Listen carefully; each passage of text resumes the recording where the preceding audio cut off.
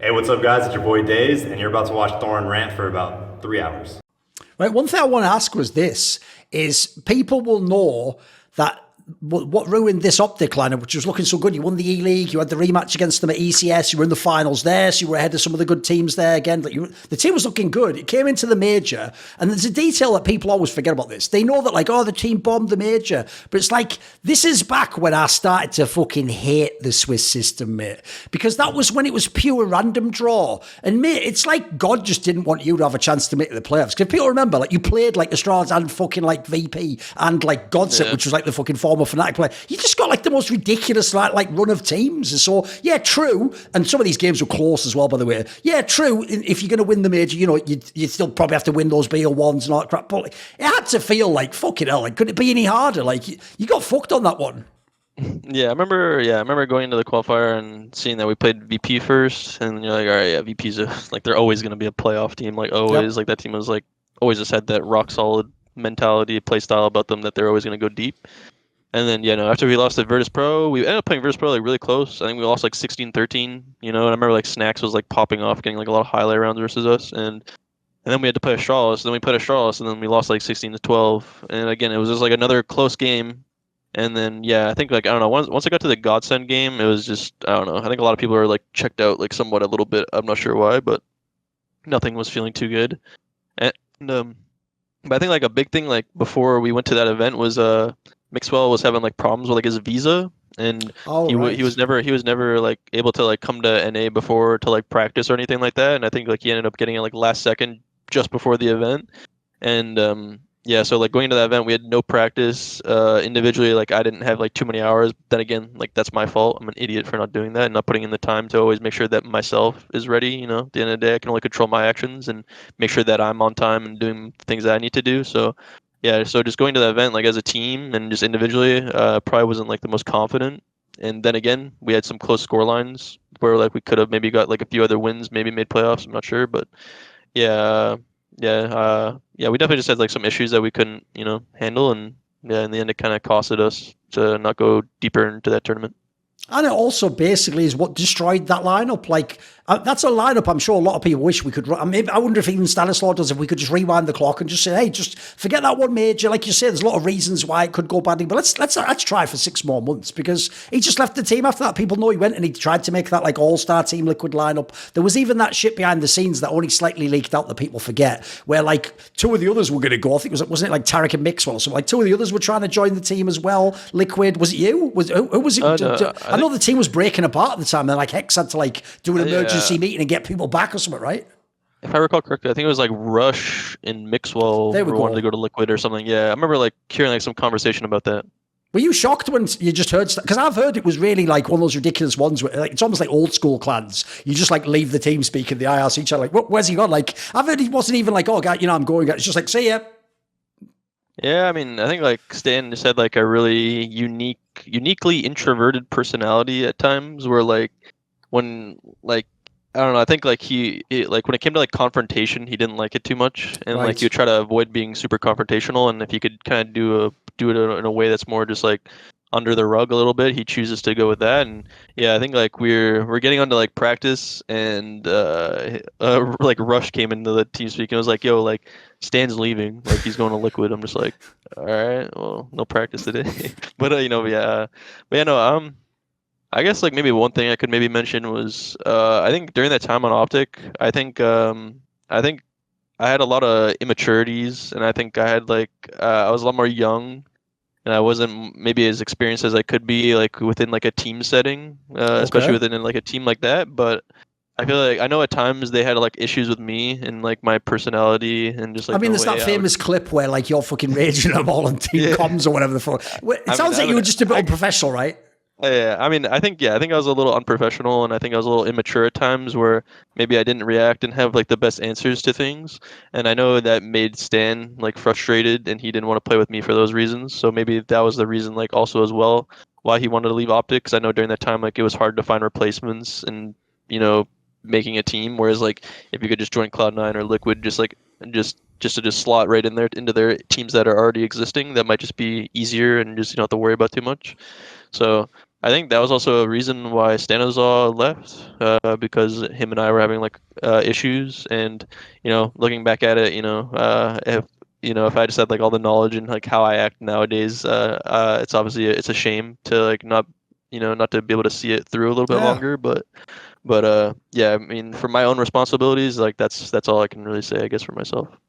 What would you say Stanislaw is like as an IGL? Because I know he's a bit of an enigma to people. Like, there's two things. Famously, people often say, a lot of his teammates have told me, it's like his mid-rounding is his like strength. He has a good feel for the game. It makes sense if he played his career as a lurker. If people don't know, being a lurker, you have to have good map awareness and know where the other team's going to be and when you can rotate onto a site and stuff. But the other thing is, if you ever looked, like a lot of IGLs, his stats would always look bad. Like, he'd have like the red number. But dude, if you ever watched like his actual POV, he had good skills. Like, he could do some mad pop-off kills. So who was this guy as a player? Yeah, I mean, Stanislaw, like he was like that player that like he would maybe not play like the best roles, but like he would find like this weird way to like have impact and like find like sneaky kills. Like he'll be walking and like he'll shoot people in like the back, and like he'll just have like crazy USP rounds. That's something we noticed. Like he had like really good pistols, especially his USPs and all that. So, um, but yeah, no, like I said, he was definitely more of like a quiet guy, more introverted, I would say at times. But when it came to like the team, he wasn't like a captain type guy. He never Okay. it was like, yo, I expect you to be on during this time, like, and if he's like, if anything's going wrong, he's not going to be the guy that like is like yelling or like demanding orders and all that. Like he's just going to come on for the day, and just like show up and be like, all right, like let's just talk about what we want to do. Okay, we're going to do all this, blah blah blah. All right, play the scrims. All right, I'm going to call and just do my thing, and then that would be it. It wouldn't be anything like too crazy, too demanding, or like super authoritative. Like he's like maybe some other captains that are more vocal in some ways, but and his way of calling was definitely a lot more loose, I feel like, compared to Damien's, and like it felt like he was I feel like Stan, he was willing to take more risks and do more things that you wouldn't really see in teams, maybe putting more trust into the players to kind of like make the right plays, but he had just a mixed bag of having his like rush pops and all that, and like just playing more slow and just more defaulty and all that, but I mean, that's pretty much, I guess, like how he was. I guess too much. It's hard to remember like exactly like all the way back then, but yeah, no, I feel like he definitely took more risks and believed in more things compared to where Daps. I feel like he was a little bit more safe in terms of his calling. So I think that's like also like why like maybe Stan's teams would probably depreciate over time, but at least I mean, but he just had like better calls, whereas like Daps, he was able to kind of like keep a team together and like maybe to check up on players and like get into that confrontation and talk about like what's wrong with players and all that. But so they both just had their different negatives and positives, I guess you could say. Because to me, the rest of the time in OpTic after that, like, you tried all these different things. You had Hiko, you briefly had Jason R, believe it or not, if someone's a casual fan, like, what the fuck, that actually happened. Like, then there was like Hazed came in. But the problem is none of these people are like true IGLs. As far as I know, I mean, Tarek had done it before. Didn't Tarek just IGL this team? Wasn't this kind of just a waste of time this period? It looked like the results were kind of crap, right? I mean, the players are good, but if you don't have an IGL, it's kind of essential if you want to win tournaments. Yeah, no, I mean, in some sense, maybe it was like a waste of time. In some sense, I had some good times, just being at some of the events with the guys and all that. But I mean, in terms of like progression within the team and like how the team rank is all supposed to be, it's like, yeah, it wasn't too good. It's like, I think we first started off with like Jason R, and like we just knew like he was just someone that could just like FPL and like maybe call some stuff if he wants to call, but it's like it's not gonna be anything like long term that like makes sense, because it ultimately would just like probably wouldn't work. And yeah, I remember like we had times where like we knew it wasn't gonna work, and then like we brought in Hayes to coach, and then Jason R didn't want to play anymore, I think, and then like we got Hayes as a player. I mean, James is a great guy. I love playing with him. Always have fun talking with him and all that. And I think even during his time as a coach, I feel like he definitely had potential to be like a good coach if he wanted to pursue it. But obviously with other circumstances, we need to bring him in as a player. And when he came in as a player, I think we initially tried like him like IGLing as a player, but then later on towards the end of that OpTic team, that's when we had like Tarek like try IGLing, like, yo, you just IGL, and like Tarek was like trying to do it as much as he possibly could, and then inevitably not finding any like real talent, any real players that we needed to fit our system. Nothing came of it, so that's in the end where Tarek and Rush went to Cloud9. You must have a different sort of mentality to being a pro then, because most players, when they're not doing well in the tournaments, especially if they've had success before, they're miserable. Doesn't matter how much they like their teammates or if it's a cool venue. You could still sort of like just let the tournament results go out of the server and then just enjoy where you're going and the experiences. I mean, just like the way I think about it, it's like this is a team game. Obviously, there's things within the team that need to happen. Maybe finding the right players. And if there's problems with players, I'm gonna say my piece about it and like what the issue is. But ultimately, at the end of the day, I tell my teammates, I'm just like, ultimately, at the end of the day, I can only control what I can control. If you have a problem or you have an issue, I'll try my best to help you out with it. And it's like, if you're never going to end up resolving that issue, then it's out of my control. It's out of my hands if something comes along and you have to suffer the consequences. So like, I'm only just going to, focus on myself and do what I need to do, show up, play, frag, watch any demos I need to do, and just do my job as the player on the team. I can't, this isn't like a babysitting facility or anything like that. Everybody has a job to do, and everybody has certain standards that they need to live up to. So it's like, if you're not doing your job, you're not doing your job. So, but I'm always gonna be there to help do what I need to do. And if there's other teams that need to have other things improved within like a management, sports psychologist and all that, then that's their job to do that. My job is to play and be a teammate and get results. So that's just the way I think about it. Right, after this is a team that'll probably, dude, I bet some of your fans don't even know you played for this team, but it's actually quite pivotal in your career and the player you became. It's when you joined Renegades, obviously, which is when it was still the Aussies. It was like Azza and JKS and Ustillo, and Azza wasn't the IGL, it was Nifty. The COD guy was actually, at the time, and then Envious later on, he was like the IGL and the AWP, etc. Right, when you joined this team, because Kassad was the coach, I know some of the stories from behind the scenes. So here's a question I have for you, right? I heard something mad, like when you joined this team, because of all these teams you've been in with much bigger names, like, Tarek and fucking all these other big names that are in these squads, I've heard when you initially joined Renegades, you maybe like finessed them on some shit like, I'll just be like, I can be like a supportive element and I can sort of like fit in where you guys need. But then all you need to know is this, because everyone's going to know if they did watch this series. This is when your stats went through the roof and you were like hard carrying them. I think then Kassad just told me at some point that you were just like, you actually just sort of like flip the switch. You were like, actually, just give me everything I want. Like, if you give me all the roles, like I promised, dude, I'll carry. Like, is this story true? Is there some greater truth to this? Yeah, I mean, that story is very true. So I guess I'll start from the beginning. It was so obviously with Stanislaw leaving for Liquid, Rush and Tarek left for Cloud9. I ended up ultimately being booted out of OpTic because the offer for Hector was, I can sit here with NAF and rebuild an NA team, even though there's literally no talent in the NA scene, and I've already been spending the past year trying to build and find one NA player that we couldn't even find, or make an international team with Mixwell. So I ultimately got booted out, kind of just like left in the dirt somewhat, and then I had to figure out what I wanted to do. I was talking with some other teams. I was talking to Renegades. I was talking to Misfits at the time, just like some other teams, but I ultimately thought Renegades was the best fit. They seemed to have a good system, at least. They had a lot of players that liked each other, enjoyed playing with each other and all that, so it's good to have like a good team culture and all that. So yeah, I ended up joining the team, and I remember, I mean, a lot of people actually know that's actually later, but so I ended up joining the team, and yeah, I initially came into the team and was like, hey, like I'm down to just play what I was playing on OpTic, just being that supportive player. If you need me to help with anything, I can help, just put me in any roles you want me to put it in. I'll do my job to the best that I can. And yeah, so I was doing that, and when we were playing, some of our results were kind of like rough, and it took a toll on me like mentally within like the first month of being on that team.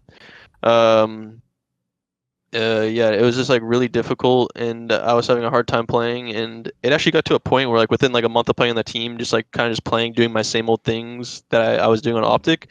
It didn't feel the same way when I was playing on Renegades compared to OpTic doing what I was doing. And I remember I fell into like a deep like depression. Like I didn't even like really want to wake up to like play. I didn't even want to do anything, like showing up to play, practice and all that. Like I was like miserable, like I wasn't happy because I ultimately just felt like in my head that, oh, like my ex-teammate from like Stanislaw went to Liquid, he got to go to Liquid. Tarek and Rush got the call to go to Cloud9. OpTic wanted to keep Mixwell and not me, So like I felt like I went so far like downwards, whereas everybody just went like upwards completely, You were left behind, right? Yeah, literally. I was literally like left in the dirt, it felt like. And so mentally like I was like in like a really rough spot period in like my life, and just like mentally I just didn't feel good at all. And I remember I like came to the team and I was talking to Jonas, the owner of Renegades. I was like, I actually I understand you guys just signed me like a month ago and all that, but and you guys are paying me and all that, but I ultimately like I want to quit. I don't even want to play. Like Okay. I don't want to play anymore because I literally saw all my teammates go upwards where I went downwards, and I just felt like I wasted like a couple years of my life, and it just seems like I just didn't get rewarded with anything. And I just felt like really, yeah, I just felt really bad, really depressed. I couldn't play. Like mentally, it was just hard for me to play. And they're just like, all right, like if you want to quit, you can quit after the year's done, because we have the E-League major that's coming up in the major qualifier, and we want you to play in that. We have some qualifiers for like Katowice and Star Ladder, and we want you to play in that.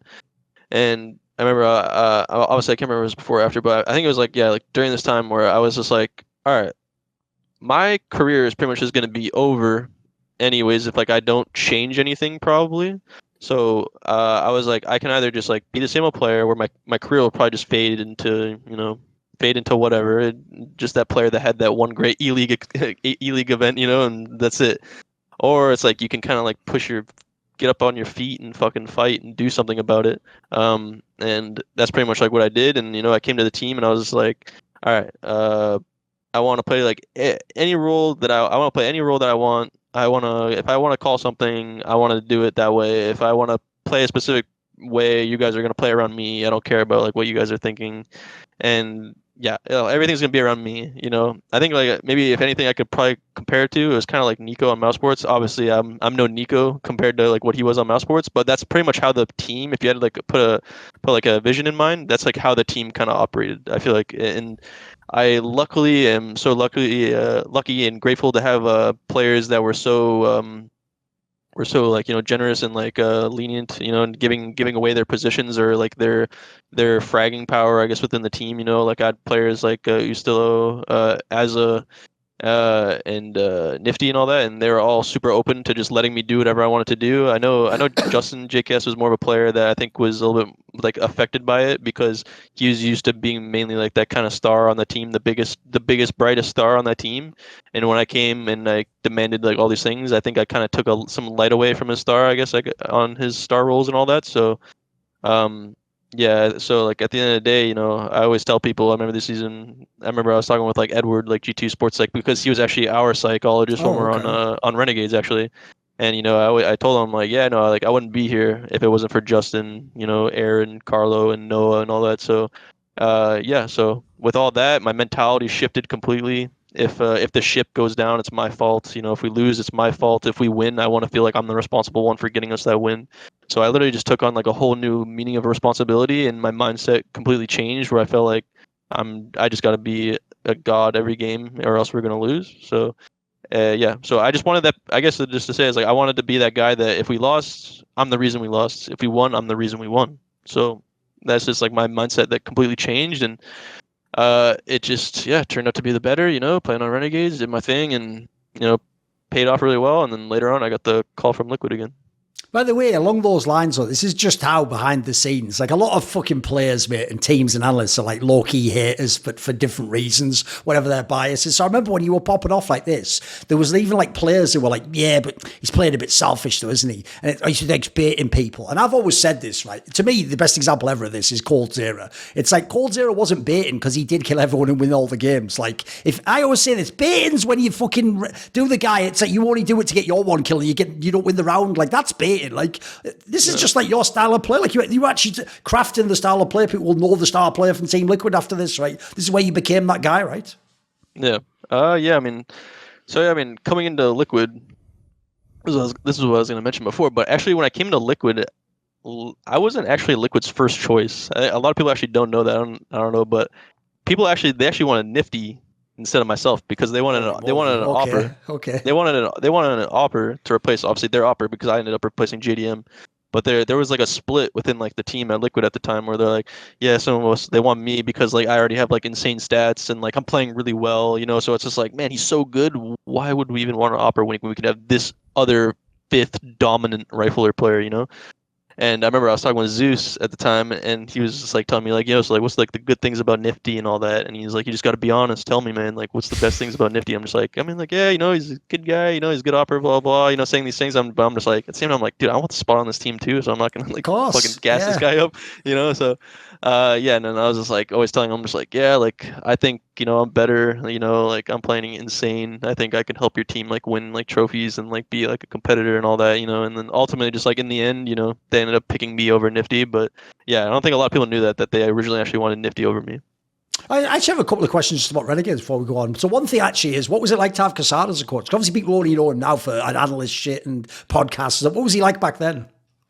I think with Alex on Renegades is that like a lot of the players were like really passive at times, and like he had like a pretty good working relationship with Noah and Nifty at the time. So like they all had like good connections. I think they also had somewhat of like the same personality, so they all kind of like got along together. Especially Aaron and Carlo.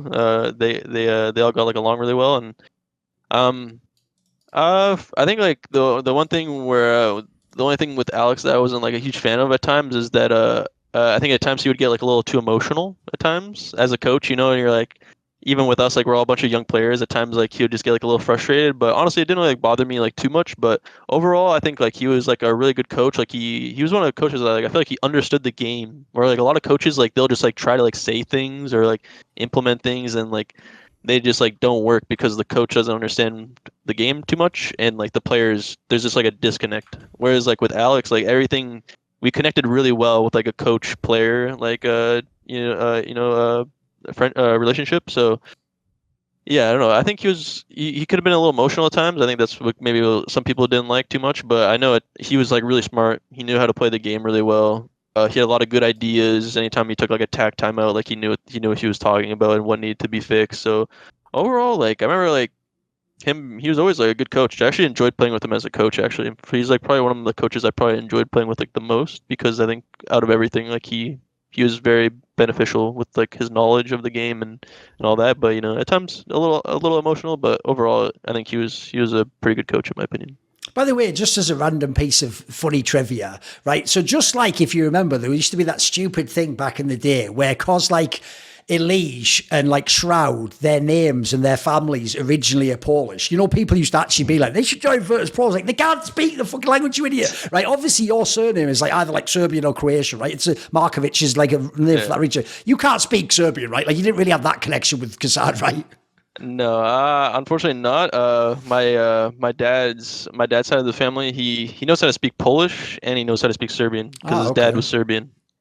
And unfortunately, he never told me. I wish he did. Would have helped, right? I would have a lot You're more Nico right now. Exactly. There you go. Yeah, I know. I could be mingling with Nico right now. I'd be on G2 right now for all I know. But yeah, no. Unfortunately, he didn't teach me any of that. So unfortunate. But yeah. Just thought people would like to know, because I'm sure you've been asked that question a million times by all the fucking Serbian guys when they see your surname. They just assume it must be the case. I think I remember Nico asked me like that. I think it was literally actually after like the ELEAGUE final. He's like, "Yo, like, do you speak Serbian?" I'm just like, "Nah, unfortunately, no." Okay. Right, one other question I have is this. When you were in this team, one of the things that's weird about Renegades is everyone forgets this, because they were living in NA and they were playing in a pro league and all that. Obviously, they used to go to that Asia minor every year to qualify to the major. Well, I noticed the one that you went to was in fucking Seoul, Korea. Like, this must have been pretty cool, right? That's an interesting place to visit if you're from NA. Yeah, no, I mean, that was like, it was definitely the cool thing, I guess, about playing with Renegades is like, I got to play with Australian players, like I never played with Australian players, hearing the accent, all that, like how they act, how they call some things, and just their personalities, all that was pretty fun, just to say I got to play with some Australians, and they're all great guys, and, and also you had the kind of like the cool opportunity to kind of, since you have 3 Australians, you're playing in the Asian, like Oceanic, stuff like that. So it's like getting to go to Seoul, South Korea. I remember one event we were in that we won was like this Star Ladder in China. If I was playing on like Liquid or Cloud9 or something like that, I know they would never be playing at those events. No, exactly. Yeah, so I think it was really cool to experience like those different cultures that I never really got to experience. Like I still haven't really been to any of those countries ever since. So it was fun. It was a fun experience just to experience those cultures and being in countries that I've never really been in before. So it was fun. By the way, I obviously have to ask about that Star Ladder, the one where in the final you beat Virtus.pro. Now, here's the thing. If people look at the timeline, they're going to say, like, Yeah, but Virtus.pro was washed. It's like, spoiler, like they become washed by losing. That's how you become. And also, by the way, this is where I think right before this, they had that massive epicenter where they were like almost won the fucking shit against SK. So like, even though yeah, obviously eventually teams fall off and all that stuff. I always say this though, sometimes those old dogs, they're the most dangerous in that scenario, mate, because they'll still like the epicenter one, they'll just pull a win out of nowhere, or they'll have that throwback game. Like it must have been a big deal to beat a team like this just straight up on lat. Yeah, no, I think that was like also just like a huge goal of mine. It was to be Virtus.pro because I did play them on like Denial and like Conquest and OpTic at times, but I could never beat them. Right. Especially like with that 5, I was like, oh man, I gotta at least beat these guys once before it's over. But we ended up playing at the Star Ladder event in China. We actually ended up playing Virtus.pro in the group stage actually, and they smoked us. It wasn't even like close. I think it was like 16-11, 16-5, and we got owned by Neo. He won like plus 30 or something like that. So.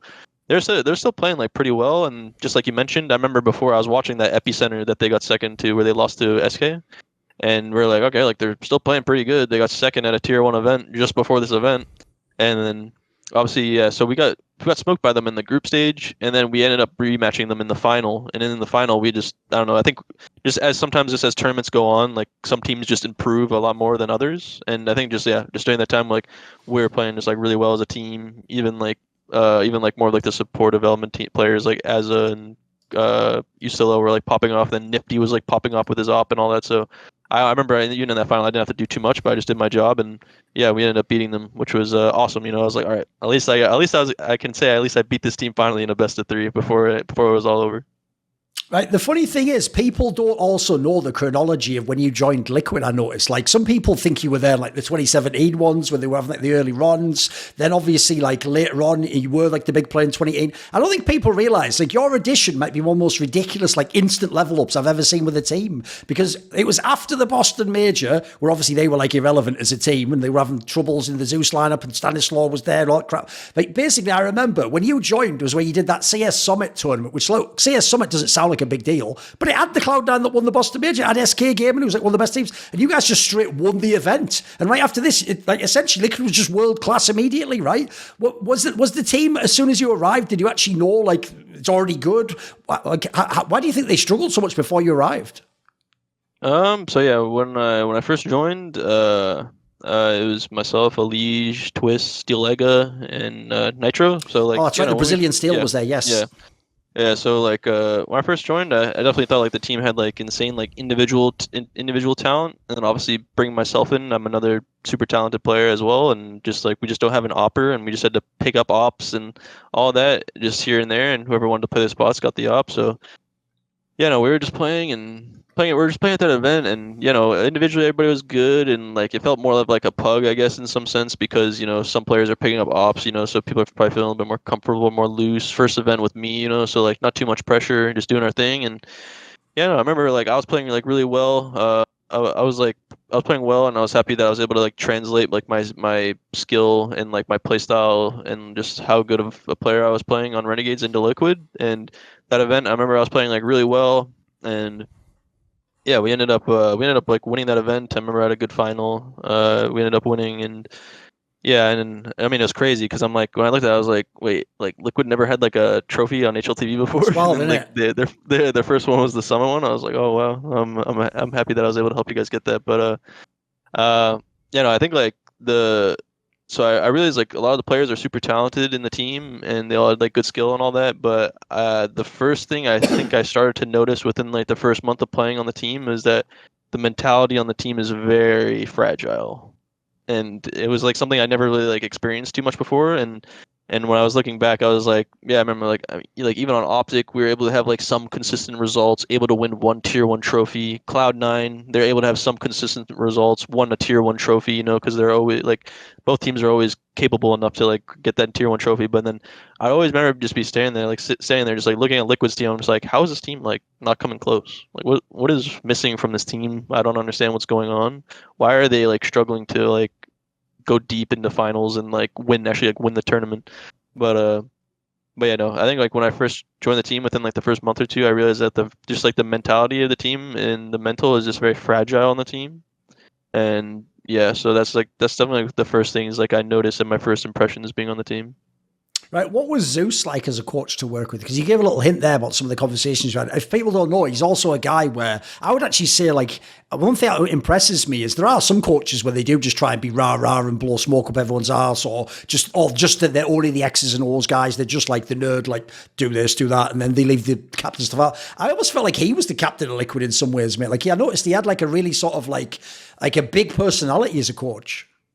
Yeah, so when I first joined the team, and obviously, playing obviously with Nitro again, Nitro reminded me of like Stan somewhat, like not personality wise. I mean, like personality wise somewhat, but like the main thing that I realized is like Nitro wasn't like a huge guy with bringing up like confrontation and being like the person to start it, and all that and obviously, it's like Nick, he was just like that soldier player that was just like an entry player at the start, and I'm sure he never imagined becoming an in-game leader and like leading teams and like telling people what to do and all that, and then also just becoming an opper as well. But so he was never that player that loved to just initiate confrontation and be like, yo, like, why do you have beef with this player? Or like, what's wrong with this guy? Or like, what's going on? It would always be like Zeus that always had to start it.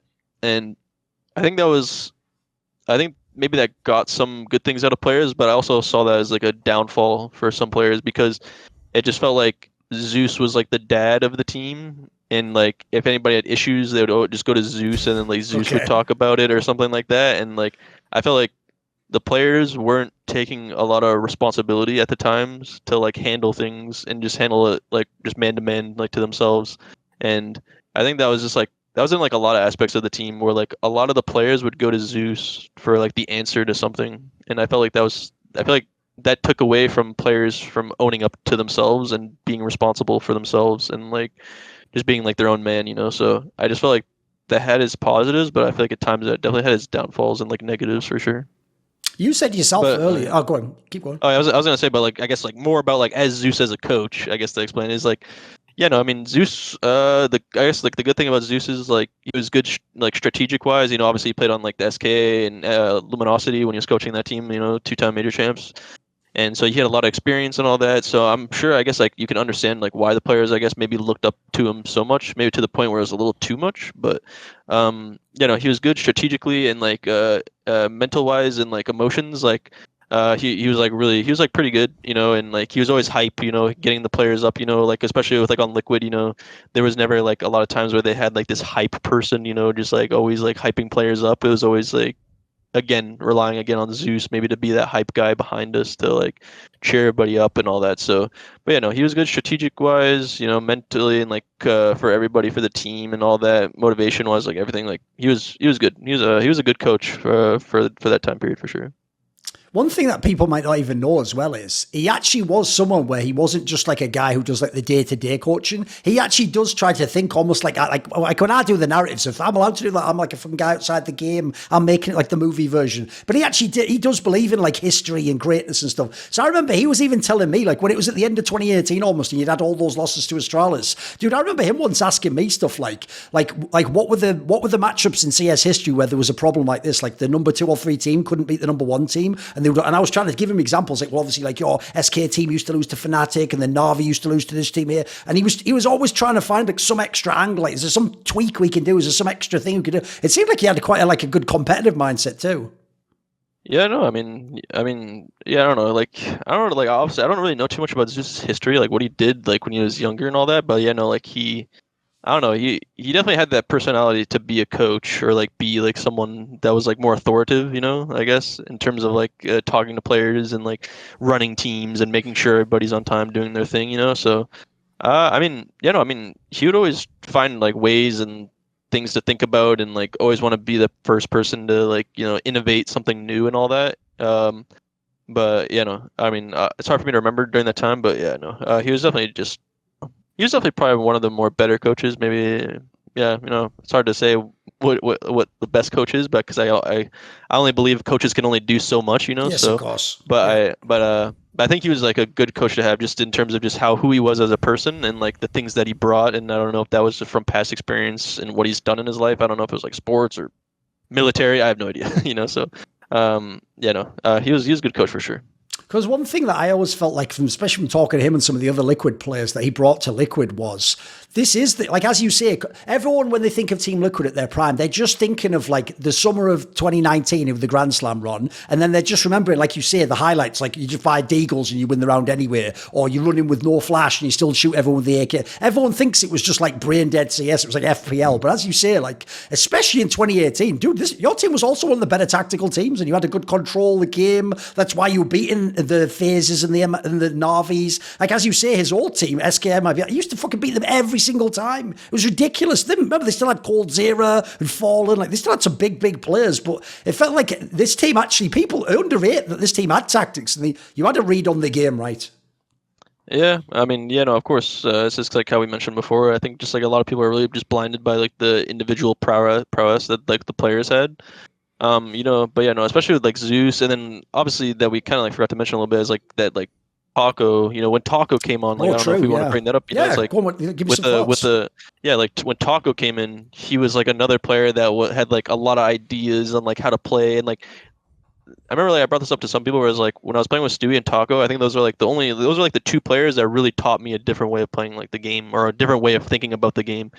And with Taco, like I was playing like a lot of like sites with him and all that, and he just had like so many like different ideas that I was never really thinking about at the time. And especially of course as well like with Zeus, obviously Zeus and Taco were both on the same team, during that time, and so like they both had like good ideas and different ideas, and then again we also had Nitro at the time as well. So strategies were never maybe a big thing to be shouted for, I guess, on Liquid, just because we had just so many like really strong individual players, to the point where like that kind of just like obscured some people's vision by looking a little bit deeper into the Liquid story, I guess. So we definitely had like a lot of understanding, a lot of firepower understanding, and just like different ways of playing. And yeah, we had good minds. Like I said, we had Zeus, we had Tago, we had Nitro, we had players that knew what to call and what to do. So yeah, I mean, it's hard to just it's bogus to say that we had no like good ideas or good strategies or anything like that. Also, if people don't know, to me, the reason why someone like Taco was a great addition to the team, and actually Steel before was a similar type of player, is because the NA scene is a lot of players who all come up wanting to be like the star player and be the fragger and be the one who has the resources. And actually, like if people don't know, it's not just a meme. Taco really is the guy who's just like selfless. Like, he is the guy, like I'll jump past here, so they kill me and you trade him. Like, it's that sort of player, right?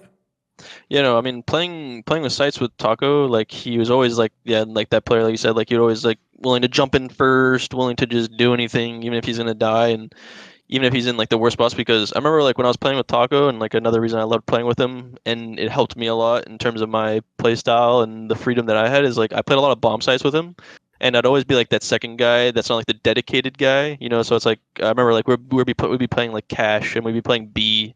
And even though the site's like pretty similar and you don't really know like who the rotator is, but obviously I'm just gonna put myself as the rotator, and like, all right, Taco, I'm just gonna leave you here by the box, or in checkers, just playing this bot. I'm just gonna leave and I'm just gonna go play somewhere else. It's like it's your job to get 2 kills and like do that, and I'm gonna go do my own thing. And yeah, I ended up playing like a lot of bomb sites with Taco, and like he taught me a lot of different ways of playing it, and he just gave me like so much freedom like as a player and as a rotator. Whereas like I haven't really had that like too much like since. Maybe I had it somewhat with Stewie, but playing with a player that's like that selfless, that you're playing with at like bomb sites and all that, is like really helpful, and it definitely benefited my playstyle and my understanding of playing the game. So yeah.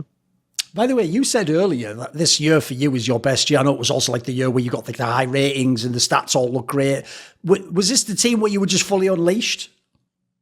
I think like coming into the first time when I came into Liquid, I definitely had like this good sense of feeling and like freedom and all that. But at the same time, playing with players like Twist and ELEAGUE, it got to the point where at times where like I didn't want to like step on their toes too much, or like do something where it feels like I'm suffocating their play style in a sense.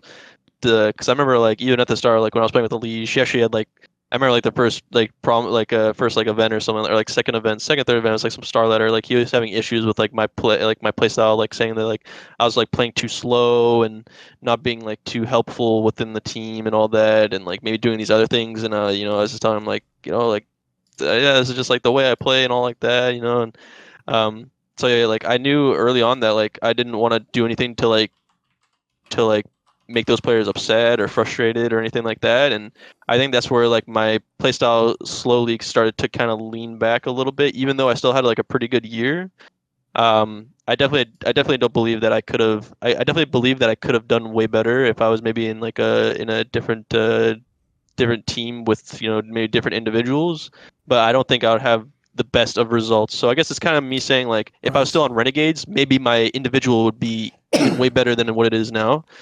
But I wouldn't get the results that I would get because I believe that Liquid is the better team, that they do have the better players, and I need to play more. I need to play around other star players instead of just me being the solo star player on Renegades. Like, so I had to like kind of treat things a little bit differently, I feel. And yeah, so I even though I had like my best year, I guess, I guess stats wise or or HLTV wise in terms of like awards and all that, but yeah, I don't know.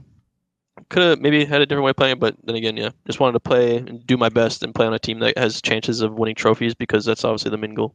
Just to take the bigger picture for a second, is that one of the reasons why there were every couple of years the behind the scenes of like maybe he goes and reunites with Stanislaw, maybe he goes and makes a team with these people? Because I mean, in your team, if people know, like, I'm not going to belabor the point, it's been talked about in a million interviews. Everyone knows, at least sort of wants things the exact way. It's like you said there, he wants things the way he wants it, the way it's going to work for him. And look, he's a good player when he does that, so it's sort of justified. He has a star player's mentality. People will know. Twists was quite vocal a bunch of different times about whether he had the roles, whether he was getting resources. Maybe that's one of the reasons he was fine leaving the team. There's all that stuff going on. There's only so many spots in the team, and it just feel like sometimes you would just sort of like, I'll just fill whatever's left, right?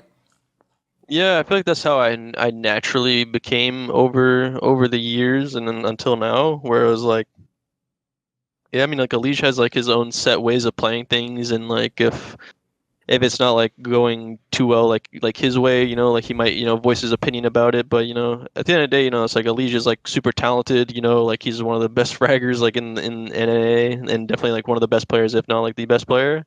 So it's like of course I want that person to be comfortable, I want that person to be like happy, making sure everything is like good. I don't want to do anything to ruin that because I don't want to cause like friction between ourselves, and then if that friction gets caused, it might just cause friction within our individual performances, and I don't want that.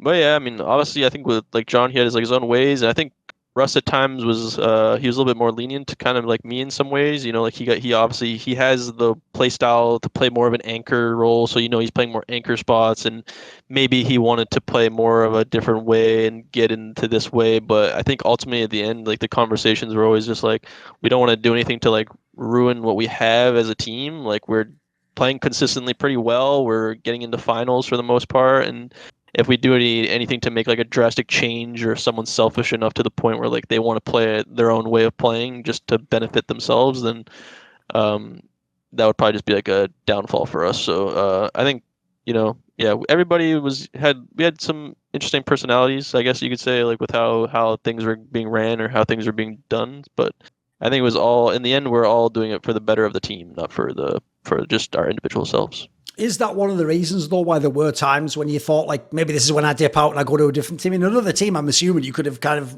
run the show, right? Yeah, I mean, to come back to the point where I actually like when I first went Liquid after the first like few months, I realized that they have like a lot of like the mental side of the things are like very weak, and like I didn't understand this too much because when I was on OpTic, like we were players that would like get frustrated and mad at each other and be like, yo, what is going on? Like if you want to like it's I mean I guess like another example is like when I raged at Rush in the new clip.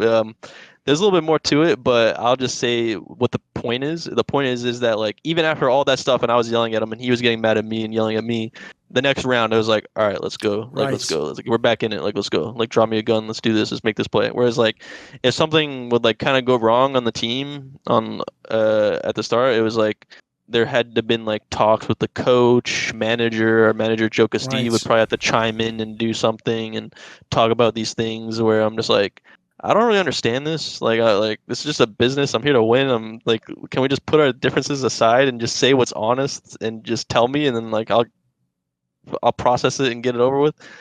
So I remember that was like a huge turnoff for me, and I didn't like it because I was never used to being in an atmosphere that was kind of like that. Where I was used to I was always on a team where people would get frustrated, let their frustrations out, tell us what is wrong, what's going on, and nobody was like kind of being shady or being pussies about anything. And then so within like the first couple of months, actually, when I was on Liquid, I told him I was like, actually, I don't even know if I want to play here. To be honest, I was talking to Cloud9 at the time, which was like it was me, Tarek, Automatic, Ska, and Rush. Oh yeah, I want to take Stewie's spot because Stewie left for MIBR. Yeah, so Stewie already left for MIBR at that time, and Tarek was like trying to be like this in-game leader, and I'm like, honestly, there's more personalities I feel like on Cloud9 that I'd kind of like fit in more and get along more. And I feel like we could maybe achieve more. I feel like so I was like interested in joining their team and all that, but just contractually, obviously, like I just signed to Liquid, and like Liquid and Cloud9 were like huge rivals at the time, so like they don't want to like be selling players or like working with the other organization or anything like that during that time. So I mean, I think you even once told me like straight up that you even like mentioned this idea, and then you were just sort of told by like Team Liquid, like definitely not, like you can't leave this, you have to stay, right?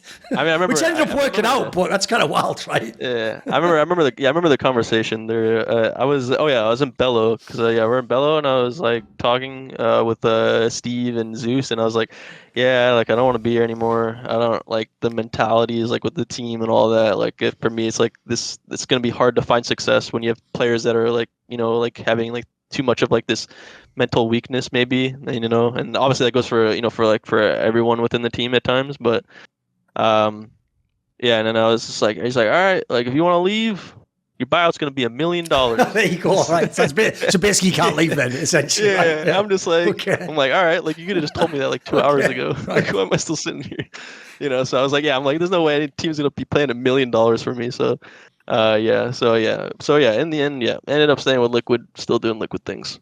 Right, one of the big problems in esports is, on the one hand, I actually sort of hate that we only ever criticize people for what they're not. Like, if you don't win the tournament, then it is just like they're choking, like they're obsessed. Like, what's wrong with them? Like, what are they psychologically not there? Like, what happened to them as a child? Like, they're always going like that fucking deep. But like, they do ignore the fact of like, making it to like 1 million finals and semis is really fucking hard too. Like there aren't bad teams that do that. Like a bad team could have like one result or they could have a couple, but then they're going to drop off. And in fact, I would actually say as much as maybe in finals or against Astralis, Team Liquid had this weakness. It takes a lot of resilience to come second or top 4 and then come do it the next event as well. Like I always say to people, when you reach that level, you can even take it for granted that you're supposed to be in the semis and then fuck up the group stage. Like if people don't know, people should go and check this year and the next year. Maybe like 1 out of, let's say, like, I don't know, fucking 10 events Liquid would bomb the tournament. Aside from that, you were always in the semis and the final. Like, there must on some level have been something like core that did work about this team that you every event, you just get him back there again. Yeah, I mean, I think like a lot of us like believe that like we could be the best team in the world, especially with like all like the top placings that we're getting. And I think like anytime like we lost, like we weren't like too hard shaken on it because we would always just be losing to Astralis, and we're just like, man, we're losing to Astralis, but everybody else is losing to Astralis too. So like, it's not like just like the biggest thing to complain about or be too disappointed about. Like obviously, yeah, we're finishing second, which sucks, and we're like wondering like, oh my god, can we like finally get a win and sticking forever? But at the same time, everybody else was struggling to get over that Astralis hurdle as well. So it's like we're just like. It was like in our minds, it's like we're pretending like we're the best team in the world if just like Astralis didn't exist. So it's like if they just didn't exist, we'll be number one. We'll be number one. We'll be number one. So like we're just like getting all the way to the end in all these events and just obviously just not getting past that Astralis hurdle. And yeah, obviously it sucked, but at the same time, we just like you mentioned, it's like we don't want to be going out in group stages, randomly or just being more inconsistent. It's like we're consistently getting second place. It's not the worst thing in the world. And obviously in some angles it can be because you're so close to being a champion, Sure.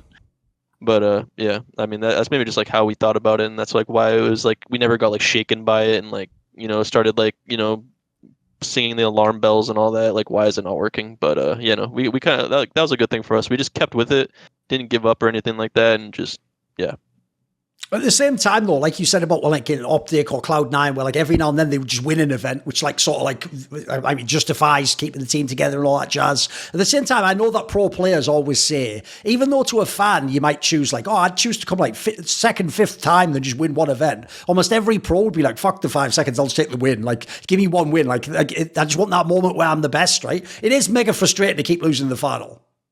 Oh yeah, of course. I mean, like I said, like we were doing everything we can to like keep it together and all that, and obviously at times I'm just like, man, like why are we not winning? And it's like you're consistently making the final, so it's like, do you make a change? But like, would that Could go down then, make right? it? Yeah, you could go down exactly. That's what I was like thinking. It's like you could just go straight down if you make a change.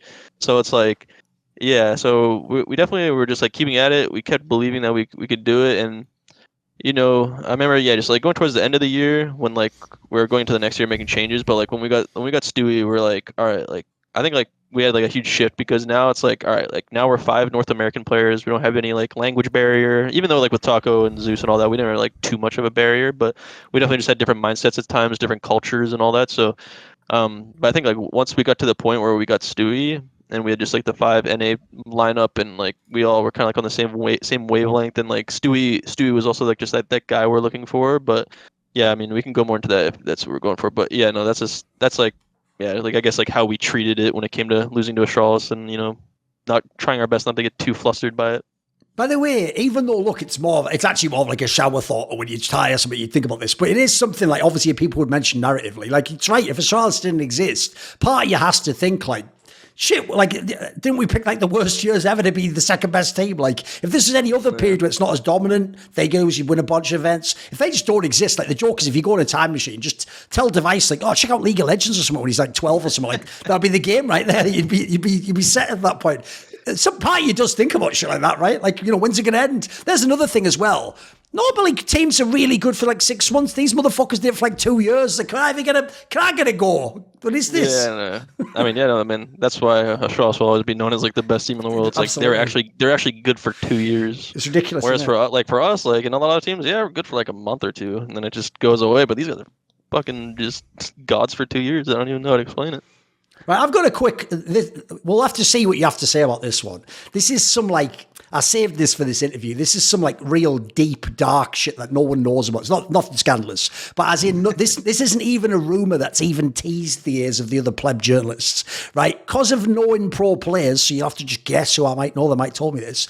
I used to do that thing where, even though normally I hate after parties when people are talking about esports and stuff, there are the certain types of players that's the only time you can sort of like unlock them, If they have just the right amount of drinks and they're sort of chilling on the couch, they're not on the dance floor, there's some players you can go up to and you can get like, they're like, what was really going on there? Were you going to join that team? And they'll just tell you straight up, right? And I heard 2 things about this year of Liquid actually, because people don't know. But obviously, it's before, no one knew during the year you're going to be in all the finals. Next year, you can do the Grand Slam. The team's thinking like, hey, if there's a move we can make, maybe we do it. So one is, cause Tackle was in this team, I heard there was a real possibility coldzera could have joined this team. And then another thing is, cause coldzera was thinking about potentially maybe he can come and join. Well, famously, people know him and Nico want to play. I heard there's a world where maybe like Nico could have joined as well. Is any of this something you heard? Did you hear about coldzera? Was this something that could have happened? But spoiler, all I'll tell you is this: when Tackle was in Team Liquid, not in MIBR, at the after party, it was still like they were fucking playing. It was just him and coldzera all the time, and I was just thinking, mate, come on, give me. Was there anything behind this? Was it a possibility? Do you know? I'm not entirely sure, like exactly like what time frame and all that, but I think there was like a time where I don't know what. Like I remember like in Cologne 2018, like when we bombed out or something like that. I think there was like something about like coldzera like potentially like being interested in trying to come to Liquid or something like that. But yeah, no, I think during that time I don't think there was ever like super concrete, maybe just talks within the players, maybe getting their hopes up a little bit about making that dream become a reality and all that. But no, I remember like there was like these like little murmurs and like lingering talks about like maybe Cold coming to Liquid. I think like in the middle of 2018 or something like that. But I remember I don't think it ever came close to ever like becoming like something set in stone. But yeah, I mean the only time that may have been true is I mean this is like a little off topic and it's like obviously a different time, but it was like in 2021. I ended up having problems with my ear again, and there was a chance that I had to have surgery again to like fix my ear problem because I already went through like 3 surgeries to have it fixed, and like I had like this chance of like it returning, blah blah blah, and like I had to potentially go have surgery again, and they're like, all right, no better player than Cold to like fill my roles. Right. And like I think there was a chance that like coldzera could have been on Liquid in 2021, maybe for a short time or something, or anything like that. But back in 2018 during that time, no, I don't think there was anything like too sad or anything like that. That might have just been when people had the 4 beers, but the ideas were flowing. I mean, there was talks, and I did hear those too. So I mean, who knows how close of a reality that could have been? But yeah. Right. One thing I do want to ask about in this time period is, right, obviously the way it ended at the end of that year was weird because it was like, obviously like Zeus and Tackle went back to like the MIBR team and then Stewie went the other direction and came in and you made this lineup, right? Did you actually think going into 2019, was it one of those moves where it's like, right, maybe this is it, maybe this is enough, maybe we actually can beat Astralis? I mean, obviously you beat them in the opening tournament. Was it actually one where it seemed like it could rejuvenate thing? Were people actually at all sort of like weary from losing that many times and not getting over the hump? No, I think I don't think anybody ever got like discouraged or anything losing that many times. I think maybe again it could just be the reassurance that no other team could beat Astralis, and it was just us just beating everyone and just I think that was like maybe more like it. Maybe it's because like we knew we could beat everyone, just not Astralis. So it's like we're close. We just need to keep doing our thing and just hunker down and just keep doing our thing. Just keep playing. And then with Stewie, like at the end of the year, Zeus and Taco told us like they wanna leave. They want to go back to speaking their native tongue. They want to speak Portuguese, play on a Brazilian team. And I'm always just like that guy where I'm just like, all right, whatever makes you happy, I support you. Do your thing, whatever you want to do. But then then our options were Tarek and Stewie, and it was like we're in Odense or for like Pro League. That's like when we were told we had like talks and all that, and we talked to Tarek, and obviously I knew Tarek from OpTic, so I kind of like knew how he's gonna be as like a teammate. I know what you get out of him as a teammate, good guy, always there to help out. Good fragger at times, So, but then there was also Stewie, a player that I never played with, and he, from what I heard, he has more of an ego. He's more willing to talk and like shut things down and all that. So I remember, we had those talks, and I remember actually during that time, like I actually voted to have Tarek on the team because I don't know, maybe it's just because like obviously my past experience, and I know that he can help teams in that way. But then other players didn't really want that, and they wanted Stewie. And I was obviously just like outnumbered pretty much. So, and obviously getting Stewie was obviously the right play in my opinion for sure. Obviously with what was achieved, obvious in hindsight. But he was like, now that I think about it, I think during that time I was thinking about it, I was like, all right, like I have a lot of players and even myself where like I'm not the one to initiate confrontation. I'm very laid back. I just kind of just do my own thing. And with the other players on the team, they also definitely hated that type of stuff as well. So it's like the good thing is like when we get Stewie, he's really vocal. He's not afraid to like call or say anything. And if people are having problems, he'll be the one to just be like, yo, like what's going on? And obviously with losing Taco, but also as well losing Zeus, who is someone that was really helpful in that department, it was just like, okay, like Stewie's kind of like that, he's a mixed bag of different things that we could get out of him, So it was obviously just like the right play, right pick, and we ended up getting Stewie, and so I think that obviously helped our mentality and also we didn't lose too much fragging. I think when it came to like losing Taco, I think Stewie was just like the same or like even at times better because he could do more X factor plays like pulling out the op or going through smokes and doing like these crazy aggressive things. So he just added like a new layer of a new identity, I guess, somewhat in terms of our playstyle. So. Yeah, so that was like good. So going into 2019 season, we got rid of Zeus and Taco, and then so that was like the start of like the Stewie era with the Liquid. As Mary J. Blige said in her track, All I Need, you're all I need to get by, which is the case for me and my Patreon community who support this channel and these videos. Some of them include Theogony, Matt Pugnaccio Racula, Ahmed Haju, Joseph Adcock, Tosh, Bot Pounder 420, Toucan, Animosity, Tobias Bernasconi, Jensen Gore, Yerka, and a special thanks always to the main man, Jerky's Minion. Would you like to ask a question in my regular video AMA? Do you want teasers? Find out who upcoming guests are. Maybe you want to suggest a topic or a guest for my content, or you want to take part in one of those longer esports discussions with me where we go all over the place. Well, if any of those grab your fancy, put your money where your mouth is. Join the Risk Illuminati today via the Patreon link in the description box below.